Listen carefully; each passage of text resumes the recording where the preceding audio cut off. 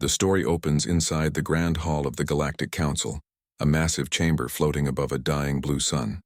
Hundreds of alien leaders sit in tall silver seats watching in silence. The air hums with energy and judgment. At the center of the hall stands a single figure, a human ambassador, thin, wounded, and tired. His uniform is torn, his eyes hollow, but his voice is steady. "Please," he says softly, "we only ask for time. Humanity can still rebuild." Before he can finish, the council's speaker, a tall alien with glowing scales, strikes the table with his staff. The sound echoes across the hall like thunder. "Enough," the speaker says coldly. "Your kind has brought chaos to our stars. You broke the laws of peace. You brought weapons into forbidden worlds. Humanity is hereby banished from all known space." The hall fills with whispers. Some aliens look curious, others cruel. The human stands there silent as the judgment continues. "You are no longer part of the Galactic Union. Your fleets will be disbanded. Your colonies will be erased. Your planet," the speaker pauses for effect, "will be forgotten." The room bursts into laughter, deep, cruel laughter. The human closes his eyes. He knows it's over. Earth has lost everything. Outside, the Council's warships move into orbit. Human colonies are bombarded from space. Cities burn on distant moons. Fleets are hunted down one by one. By the end of the week, humanity is gone. At least that's what the galaxy believes. But as the last human ship leaves the Council's space, one alien admiral, an old warrior named Karen, feels something strange in his chest. A feeling he can't explain. He watches through the viewing glass as the small human ship drifts into the darkness. And then, faintly through the static, he hears a human voice whisper on the comm, "You think you've seen the end of us, but we are not done."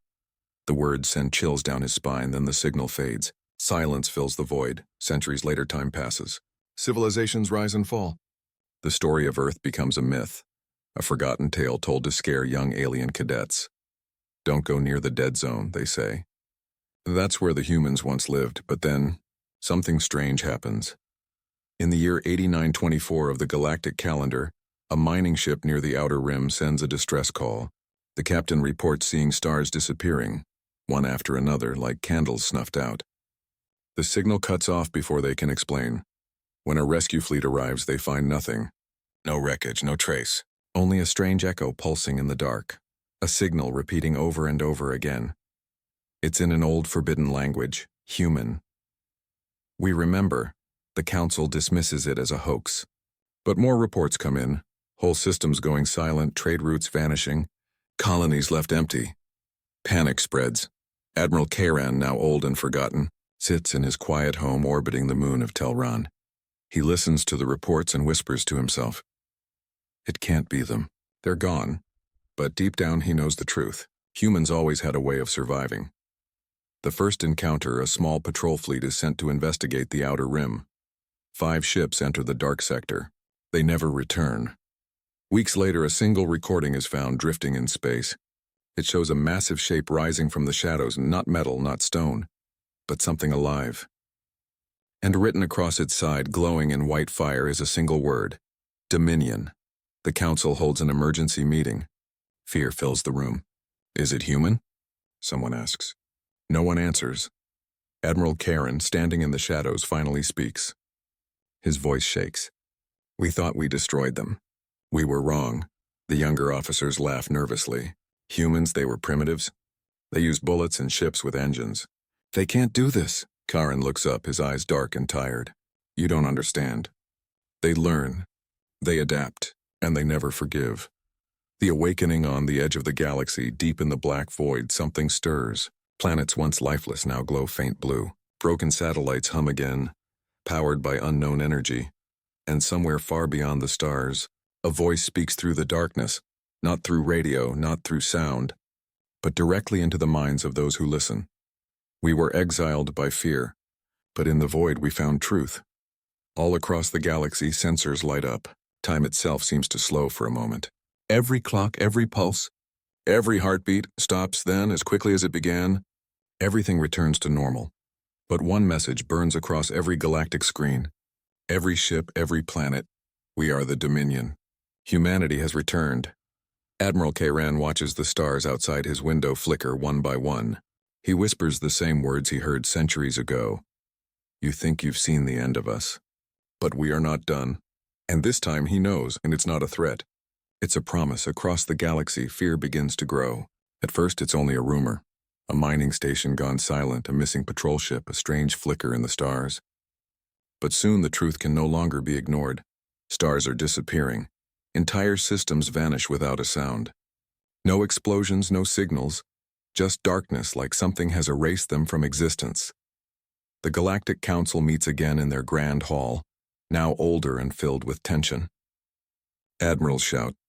Scientists argue. Everyone wants answers. A young officer steps forward, trembling. 3 colonies from the Tetra system are gone, she reports. Not destroyed, gone, as if they never existed. Our maps can't even show their coordinates anymore. The hall falls silent. An old voice breaks through the quiet. Admiral Karen. His tone is grave. It's them, he says. It's the humans. Laughter echoes again, but weaker this time. One alien minister scoffs. Admiral, please. Humans are myths now. Even if they survived, they couldn't do this. Karen looks at him coldly. You don't understand. They were exiled to the void. You think they died in darkness. But maybe they learned to live there. The investigation to calm the chaos, the Council sends a small fleet to investigate the Dark Zone. 5 ships, led by Commander Zaltren, travel to the edge of known space. At first, everything is quiet. Empty blackness stretches for light years. Then they find it. A planet glowing faint blue, covered with strange structures that pulse like living veins. Is that human technology? One pilot whispers. No, says another. It's something else. They land. The surface is silent. The air smells like metal and ozone, and all around them, ancient towers rise from the ground, tall, sharp, and humming with power. Commander Zaltren touches one of the structures. It reacts instantly. The ground shakes. The sky turns white. Suddenly, their ship's computer starts receiving a message, in human language. Simple, cold words flash across the screen. We remember. Before anyone can react, their ship's systems fail. Engines die. Weapons lock. Every screen turns black. Then, one by one, the stars above them go dark. The last thing they see is a massive shadow moving across the sky. Smooth, silent, and impossibly large. The recording ends there. No one ever hears from the fleet again. Panic across the stars. When the Council receives the data, chaos breaks out. How can they block out stars? Someone shouts. What kind of weapon does that? Another cries. The scientists study the message over and over. But one line keeps returning. We remember. It repeats endlessly, almost like a heartbeat. Admiral Karen sits alone watching the recording. He feels something he hasn't felt in centuries. Guilt. He remembers the human ambassador, the laughter, the destruction of Earth. He whispers to himself, we did this. We created them. The human signal soon, more strange events spread across the galaxy. Ships near the outer systems report seeing ghost lights, glowing human shapes walking across space without suits, disappearing when approached. One cargo pilot records a strange voice whispering through the radio. Do not fear. We only correct what was broken. Then the ship vanishes. The Council orders all fleets to avoid the dark sectors. But curiosity wins. Scientists, explorers, and mercenaries all rush toward the unknown, hoping for discovery or glory. None return. The first evidence. Months later, a single pod drifts back into Council space. Inside lies a dead alien officer clutching a data cube. The cube contains one final message, a recording from deep in the dark zone. The image is blurry, but what it shows makes every Council member freeze. A city, an enormous city, floating in space made of light and shadow. Human towers rise higher than mountains. Massive rings spin slowly around it, each one glowing with a strange golden energy. And at the center of the city floats a symbol, the human sigil for infinity, carved into a sphere of burning light. The voice of a human echoes faintly through the recording. We were exiled to the void, but in the void we found eternity. Then the recording ends with 3 final words, calm and haunting. We are watching. The Council's fear now, no one laughs. Even the most powerful alien empires grow quiet. Trade routes near human space are abandoned. Entire sectors are declared forbidden. But fear cannot stop the truth. Every night the same phenomenon appears. A star goes dark, then relights hours later, brighter than before. Scientists say it's impossible. But Admiral Karen knows better. He looks out from his ship, watching the flickering lights of the night sky. He whispers, "They are marking their return." A young officer beside him trembles. "What do they want, sir?" Karen closes his eyes. "Not war," he says. "Something worse. They want us to remember." The whisper in the void later that night. Across thousands of worlds, a message appears on every communication screen. Every ship, every station, every planet. No one knows how it got there. No one can turn it off. It's written in clear human words, glowing witty. The galaxy has changed. Fear now travels faster than light. Every race, every empire, every trader whispers the same question. Are the humans truly back? The Council still refuses to believe it. They call the signals lies, illusions, tricks of gravity. But deep inside, even the bravest alien leaders feel something cold. A fear that grows each day. And then, one night they return. The first sight, a small patrol fleet orbits the dark world of Vaster 9, guarding the border of Council space. The planet is dead, burned long ago by war. Nothing lives there now. At first everything seems normal, then the stars begin to flicker. The ship's lights dim. A strange signal fills the air, not sound but vibration like the heartbeat of the universe itself. Is that a storm? The captain asks. Before anyone can answer, the darkness moves. A shape appears against the stars, massive, silent, beautiful. Not made of metal, not of stone. It looks like light trapped inside glass. A ship, but alive. Its surface shimmers like crystal and shadow mixed together. No engines, no visible weapons, and yet, it moves faster than thought. The alien crew watches in awe as the giant vessel stops just above their fleet. Suddenly, a voice echoes across their systems. Deep, calm, and unmistakably human. "We do not come to conquer. We come to reclaim what was forgotten." Every ship alarm goes off at once. Weapons lock on. But before the captain can fire, the human ship releases a soft wave of golden light. The alien ships freeze. Engines die. Time itself slows down. Only the humans move. The silent exchange inside the council hall. Panic spreads again. Every screen shows the same image, like the human ship floating above Vaster 9.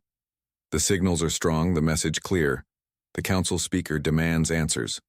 Open communication. Ask them what they want. A scientist hesitates. We tried. They respond only once. The recording plays. We have transcended. You cast us into the void, and there, we found truth. The hall falls silent. The alien leaders glance at one another, fear in their eyes. One general growls, "What truth?" "Speak," but the human voice continues, calm and emotionless. "You feared our curiosity. You feared what we might become. You exiled us to die. But the void does not destroy, and it teaches." Suddenly, all communication ends. The image fades. The council room fills with whispers. What does that mean? What did they learn? Is this war? Only Admiral Karen sits still. He remembers that voice, or something like it. It's the same tone the human ambassador once had long ago in the Grand Hall, the day Earth was erased. He whispers, "They're not asking for peace. They're warning us." The power of the void. Hours later, across the edge of the galaxy, hundreds of new human ships appear. Each one is different, smooth, glowing, silent. They do not broadcast names or signals, they just arrive. Everywhere they go, strange things happen. Broken moons rebuild themselves. Dying stars ignite again. Whole planets wake up after centuries of silence. But just as quickly, other systems vanish, turned into black emptiness. The humans seem to be rewriting the galaxy itself. Council scientists are lost. This isn't technology, one says. It's beyond physics. They are controlling time and matter. A terrified general asks, "How do we fight something that bends time?" No one answers. The meeting in a desperate act. The council sends a peaceful envoy, a fleet of white-flagged ships, to meet the humans. Admiral Karen volunteers to lead it. He feels it is his duty, to face what he helped create. As their ships approach the nearest human vessel, they see something unbelievable. The human ship is not in space, it's inside time itself. Its image bends, fades and reappears again, like it exists in many places at once. A doorway opens. Light pours out. Karen's ship drifts closer. A voice calls him inside. "Enter, old one. You have waited long enough." Inside the human vessel, the interior is unlike anything he's ever seen. There are no walls, no ceilings. Just a vast, open space filled with moving light and floating memory. Images of old Earth, ancient wars, oceans, and stars. He sees humans walking through the light. Calm, silent, glowing softly. They look like humans, but more. Their eyes shine like the surface of suns. Their skin glimmers faint gold. Karen steps forward. "Are you still human?" he asks quietly. A tall figure turns to him. It is a woman, or something that once was. Her voice is gentle but strong. "We are what humanity became. You banished us into the dark. We learned to live where time breaks. We became the Dominion." Karen's heart races. "Why return now?" he asks. "Revenge?" The woman shakes her head slowly. "No, not revenge, balance. The galaxy has forgotten its roots. We return to restore what was lost." Karen stares, confused. "Restore what?" She looks at him with eyes that seem older than the stars. "Truth." Then she raises her hand. In an instant, Karen sees visions. Entire civilizations rising and falling, stars being born, time flowing backward.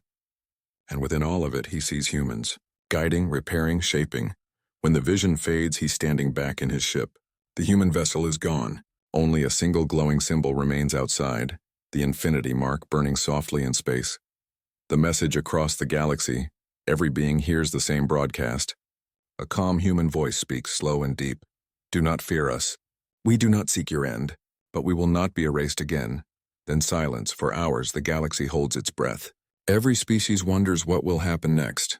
War, peace? Something beyond both? Admiral Karen sits in his command chair, eyes fixed on the stars. He whispers to himself, "They were exiled by fear, and they came back as gods." He knows one thing now, that this is only the beginning. The galaxy stands on the edge of panic. For months, the return of the humans has shaken every empire. The Council cannot hide the truth anymore. Humanity is back. But they are no longer the same beings who once walked on Earth. The new humans, the Dominion, move like shadows of light. They rebuild dead worlds and erase others. They speak rarely, but when they do, the whole galaxy listens. And now, the Council faces a decision it hoped to never make again. War. The call to arms inside the Grand Hall. Alien leaders argue louder than ever before. Some demand peace. Others scream for war. Fear fills every word. A general slams his hand on the table. "These humans are rewriting the stars. If we don't act now, soon there will be no galaxy left for us." Another replies, "Mactau?" They control time itself, but pride is stronger than reason. The council speaker rises and announces, "We will form the greatest fleet ever seen. We will remind the humans that they were once mortal." The order spreads across the stars. Thousands of ships, battleships, dreadnoughts, carriers, gather at the edge of Dominion space. The largest army in galactic history is ready. Among them is Admiral Karen standing quietly on the bridge of his ship.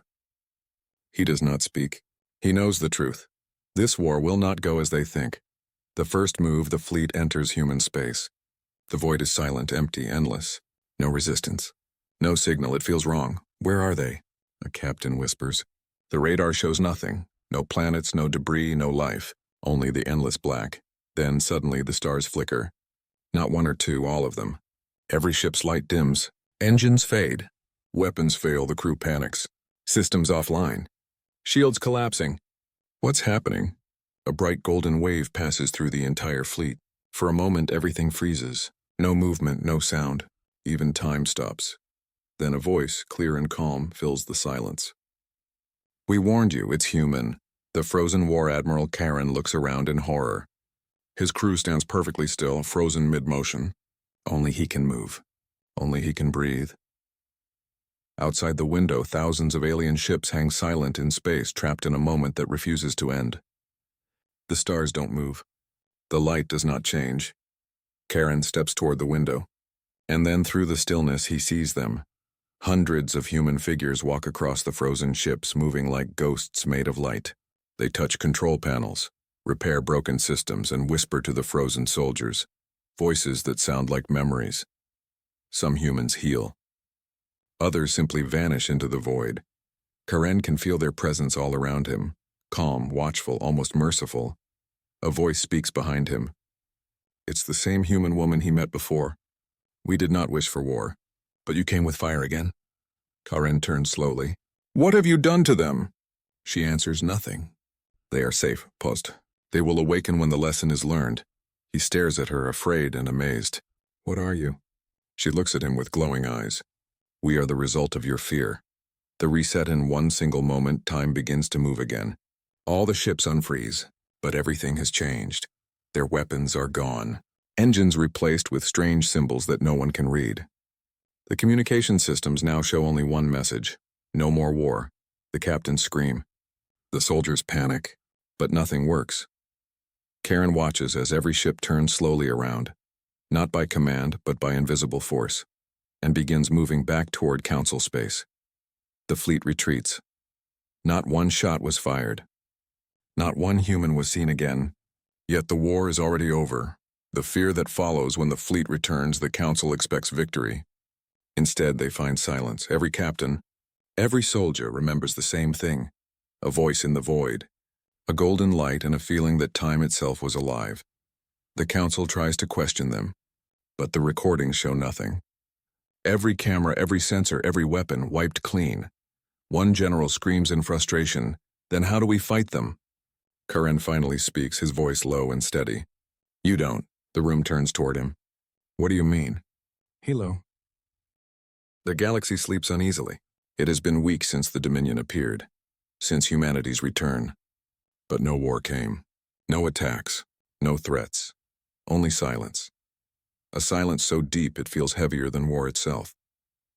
Inside the grand hall of the Galactic Council, alien leaders sit in fear. The same hall where humanity was once banished centuries ago. The air is thick with regret, and something worse, guilt. The Council's secret admiral Karen stands in front of the speaker's seat. He has called this meeting himself. No one dares interrupt him. Not anymore, enough hiding, he says. We all know why the humans were exiled. It's time we tell the truth. The speaker, an ancient being of light, flickers nervously. The records were destroyed. Karen shakes his head. No, they were buried. He activates a small cube on the table. It glows, then projects an old recording. A voice human, trembling but strong. This is Captain Mira Solis of the United Earth Fleet. We have done as you asked. The rift is sealed, but you must never open it again. If you do, none of us will survive. The projection ends. The hall falls silent. The rift, whispers one ambassador. I thought it was a myth. Karen looks at them with cold eyes. No myth, the humans sealed it alone and to protect us all. And for that, we punished them. The forgotten war centuries ago, before the banishment, there was a war so terrible that even history refused to remember it. A war not between species, but against something else. Something that lived between time and space. They called it the rift entities. Creatures made of thought and hunger. They fed on memories, emotions, and souls. Every world they touched turned silent. No sound, no life, only emptiness. The Galactic Council had no weapon against them. World after world vanished until humans discovered something strange. Their minds could resist the entities. Where others screamed, humans dreamed. Where others lost themselves, humans fought back with imagination and will. The Council begged for their help, and humanity answered. For 10 long years, humans fought beside the other races. Millions died. Entire fleets burned. But in the end, they found the source, the rift, a wound in reality itself. Human scientists built a device to close it, the chronogate. But the cost was beyond measure. To seal the rift, they had to sacrifice their entire planet, Earth. The sacrifice of Earth became the key, the anchor that would hold the rift shut forever. Every human who remained there knew they would not survive. Yet they stayed, willingly. When the device activated, Earth vanished in a burst of golden light. The rift closed. The entities were gone, and the galaxy was saved. For a time, everyone celebrated. But then came fear. The survivors, the humans who had escaped before the sealing, began to change. Their minds evolved. Their technology advanced beyond understanding. They could see time like glass. They could bend energy with thought. and the council grew terrified. They will become gods, one alien warned. They will rule us all, another said. So the council made a decision, and a cruel one. They erased Earth's name, destroyed every human colony, and banished humanity forever. The crime of the galaxy. Karen lowers his head as the truth echoes through the hall. We betrayed the only species that saved us. The speaker whispers, we thought we were protecting ourselves. From what? Karen snaps. From gratitude. From guilt? No one answers. No one dares. Outside, the stars shimmer, as if they are listening. Suddenly, the lights in the hall flicker. Every screen goes black. A new message appears in golden letters. Truth cannot stay buried forever, the council gasps. The Dominion has hacked their entire system. Then a human voice speaks across every world. We remember what was done. We remember every lie, every erased name. But we did not return for revenge. We returned to finish what you started. The awakening across the galaxy, old ruins begin to glow. Planets long dead start pulsing with strange golden energy. On one world, mountains crack open, revealing enormous structures beneath the surface. The humans are not destroying the galaxy. They are awakening it. The rift was never truly gone. It was sleeping beneath the fabric of time. And now, it stirs again. Karen watches the golden waves spreading across the stars. What are they doing? A deep voice answers him, transmitted directly into his mind. We are rebuilding the gate. Karen's heart stops. The Chrono Gate? But that will reopen the rift. The voice replies calmly. No. This time we will end it. Forever. The final revelation later, Karen finds himself alone in his quarters. He plays the human message again and again. He cannot understand. Are they saving the galaxy again or ending it this time? A sudden flash of light fills the room. A human woman stands before him, the same one he saw on the frozen battlefield. Her eyes glow with endless knowledge. Time itself seems to bend around her. You came, Karen whispers. She nods. You deserve to know. The Dominion is not just humans reborn. We are Earth, the reborn. Every human mind that once lived there now lives within us. Karen's voice shakes. You mean Earth didn't die? She smiles softly.